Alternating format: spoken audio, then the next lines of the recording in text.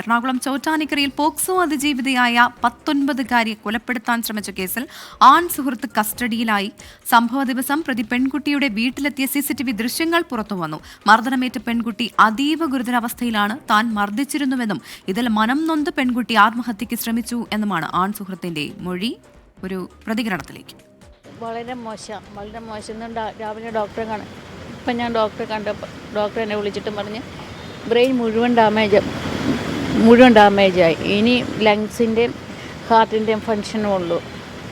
അതും പയ്യെ ഇതാവും. ഇവ മറ്റുള്ള ആളുകളുടെ പേര് പറഞ്ഞ് ഇവളെ ടോർച്ചർ ചെയ്യുകയെന്ന്. കാരണം നീ അവൻ്റെ കൂടെയല്ല, നീ ഇവൻ്റെ കൂടെയല്ല എന്നും പറഞ്ഞ് ഇവളെ വല്ലാതെ ടോർച്ചർ ചെയ്യുമായിരുന്നു. വിഷ്ണു സുരേഷാണ് കൊച്ചിയിൽ നിന്ന് കൂടുതൽ വിവരങ്ങളുമായി ചേരുന്നത്. വിഷ്ണു, ഈ പെൺകുട്ടിയുടെ ബ്രെയിൻ അത്തരത്തിൽ പൂർണ്ണമായും നശിക്കുന്ന രീതിയിലൊക്കെയുള്ള മർദ്ദനം എന്ന് പറയുന്നത് ചെറുതൊന്നും ആയിരിക്കില്ല. എന്നിട്ട് പെൺകുട്ടി ആ മർദ്ദനത്തിൽ ആത്മഹത്യക്ക് ശ്രമിച്ചു എന്നാണ് ഈ ആൺ സുഹൃത്ത് പോലീസിന് മൊഴി നൽകിയിരിക്കുന്നത്. ഇതൊക്കെ എത്രത്തോളം വിശ്വസിക്കാനാകും? പോലീസ് എന്താണ് ഇക്കാര്യത്തിൽ പറയുന്നത്? ഒപ്പം തന്നെ പെൺകുട്ടിയുടെ ആരോഗ്യനില നിലവിൽ എങ്ങനെയാണ്? പ്രവിത, പെൺകുട്ടിയുടെ ആരോഗ്യനില മാറ്റമില്ലാതെ തുടരുകയാണ്, ഗുരുതരാവസ്ഥയിൽ തന്നെയാണ്. പ്രധാനമായി 2 കാര്യങ്ങളാണ് പോലീസ് പരിശോധിക്കുന്നത്. ഒന്ന്, ഈ ഷോളുമായി ബന്ധപ്പെട്ട് കുട്ടിയെ കണ്ടെത്തുന്ന ഘട്ടത്തിൽ കുട്ടിയുടെ കഴുത്തിലൊരു ഷോൾ ഉണ്ടായിരുന്നു. അത് എന്തിനാണ്? അത് കുട്ടി ആത്മഹത്യക്ക് ശ്രമിക്കുന്ന ഭാഗമായി കിട്ടിയതാണോ, അതല്ലെങ്കിൽ ഇയാൾ കഴുത്ത് ഞെരുക്കി കൊലപ്പെടുത്താൻ ശ്രമിച്ചു എന്നുള്ളതാണോ എന്നുള്ളത് വിശദമായി പരിശോധിക്കുന്നുണ്ട്. ഈ പ്രതി നൽകിയ മൊഴി പ്രകാരം ഇങ്ങനെയാണ്: 11 മണിയോടുകൂടി ഞാൻ പെൺകുട്ടിയുടെ വീട്ടിലെത്തി. അതിനുശേഷം ഞങ്ങൾ തമ്മിൽ വാക്കേറ്റം ഉണ്ടാകുന്നു. അതിന് പിന്നാലെയാണ് ഞാൻ അവരെ മർദ്ദിക്കുന്നത്. ആ ഘട്ടത്തിൽ അതിൽ മരന്നൊന്ത് അവർ ഈ ഷോൾ ഉപയോഗിച്ച് ആത്മഹത്യക്ക് ശ്രമിച്ചു എന്നാണ് പ്രതി നൽകിയിരിക്കുന്ന മൊഴി. പക്ഷേ പോലീസ് മൊഴി അങ്ങനെ കണക്കിലെടുത്തിട്ടില്ല. ഇയാൾ തന്നെ അതിക്രൂരമായി മർദ്ദിച്ച ശേഷം ഈ ഷോള് കഴുത്തിൽ കുരുക്കി കൊലപ്പെടുത്താൻ ശ്രമിച്ചതായാണ് പോലീസിൻ്റെ ഒരു വിലയിരുത്തൽ. ഇയാളുടെ അറസ്റ്റ് രേഖപ്പെടുത്തിയിട്ടില്ല. 5 മണിയോടുകൂടി അറസ്റ്റ് രേഖപ്പെടുത്തും.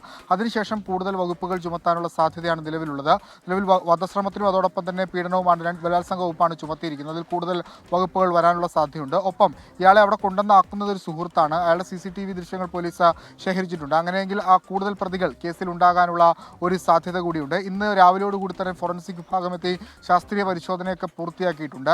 ഇന്ന് ഇയാളുടെ അറസ്റ്റ് രേഖപ്പെടുത്തി നാളെ തെളിവെടുപ്പ് അടക്കമുള്ള നടപടികൾ പൂർത്തിയാക്കാനാണ് പോലീസിന്റെ തീരുമാനം. അതിദാരുണമായ സംഭവമാണ്. ഈ വീട്ടിൽ പെൺകുട്ടി ഒറ്റക്കായിരുന്നു കുറച്ച് നാളുകളായി താമസം. അതായത് ഇയാൾ നിരന്തരം വീട്ടിലെത്തുന്നത് മാതാവ് ചോദ്യം ചെയ്തിരുന്നു. അതിൽ പിന്നാലെ മാതാവും പെൺകുട്ടിയും തമ്മിൽ തെറ്റിയിരുന്നു. അതിൻ്റെ പിന്നാലെയാണ് അവർ വീട്ടിൽ നിന്ന് ഇറങ്ങിപ്പോകുന്നത്. അവർ മറ്റൊരിടത്തേക്ക് താമസം മാറ്റുന്നത്. അത് ഏതെങ്കിലും ഘട്ടത്തിൽ ഇയാൾ ഈ മാതാവിനെ ആക്രമിക്കുമെന്നൊരു ഭയം അവർക്കുണ്ടായിരുന്നു. ആ ഒരു പശ്ചാത്തലത്തിൽ കൂടിയാണ് അവർ ഇറങ്ങിപ്പോയത്. പക്ഷേ അത് മുതലെടുത്താണ് ഇയാൾ ഇന്നലെ ഇത്തരത്തിലുള്ള ആക്രമണമൊക്കെ നടത്തിയത്. 4 മണിയോടുകൂടി വെളുപ്പിന് 4 മണിയോടുകൂടി വീട്ടിൽ നിന്ന് പുറത്തേക്ക് പോയി. പിന്നീട് വൈകിട്ട് 4 മണിക്ക് ഈ പെൺകുട്ടിയുടെ പിതാവിൻ്റെ സഹോദരി വന്ന് നോക്കുമ്പോഴാണ് അബോധാവസ്ഥയിൽ കിടക്കുന്നത് കണ്ടത്. അങ്ങനെയാണ് ആശുപത്രിയിലേക്കൊക്കെ എത്തിച്ചത്. എന്തായാലും അതീവ ഗുരുതരാവസ്ഥയിൽ തന്നെ തുടരുകയാണ് പ്രവിത. ശരി വിഷ്ണു സുരേഷാണ് വിവരങ്ങൾ നൽകിയത്. എനിക്കത് വിഷ്ണു തന്നെയാണ് ഈ വാർത്ത പുറത്തു കൊണ്ടുവന്നതും. അപ്പോൾ എന്ത് പറഞ്ഞാലും ഇത്തരത്തിൽ വലിയൊരു അതിക്രമം, ഈ ആൺസുഹൃത്ത് ഇത്രത്തോളമൊക്കെ മർദ്ദിക്കാനിടയായ സാഹചര്യം, അതിനെക്കുറിച്ചൊക്കെ ഇനി പോലീസ് കൂടുതൽ അന്വേഷിക്കുന്നുണ്ട്. എന്തായാലും വയ്യാതിരിക്കുന്ന, ഇത്രയ്ക്ക് പോലും ആരോഗ്യമില്ലാത്തൊരു പെൺകുട്ടി എങ്ങനെ സ്വയം ആത്മഹത്യ ചെയ്യാനൊക്കെ ശ്രമിക്കുമെന്നുള്ളത് അത് മാത്രമല്ല, മർദ്ദിച്ചതിൽ മനം നൊന്താണ് ആത്മഹത്യയെങ്കിൽ പോലും ഈ മർദ്ദിച്ചു, അത് ആത്മഹത്യയിലേക്ക് നയിച്ചു. ഇത് രണ്ടും ഗുരുതരമായ കുറ്റങ്ങൾ തന്നെയാണ്. അപ്പോൾ ഏതായാലും ഇത്തരം വിഷയങ്ങളിൽ കർശനമായ നടപടി തന്നെ വേണം. മുഖം നോക്കാതെയുള്ള നടപടികളാണ് വേണ്ടത്. കാരണം ഇനിയും ഇതിങ്ങനെ ആവർത്തിക്കുക അരുത് എന്നുള്ളതാണ്. പ്രത്യേകിച്ച് നമ്മൾ ഈ വിമൻസ് ഈവനിങ് ഇതുപോലുള്ള പരിപാടികൾ, ഇത്തരം വാർത്തകൾ റിപ്പോർട്ട് ചെയ്യുമ്പോൾ സത്യം പറഞ്ഞാൽ വല്ലാതെ വിഷമം തോന്നുന്നുണ്ട്, വേദന തോന്നുന്നുണ്ട്.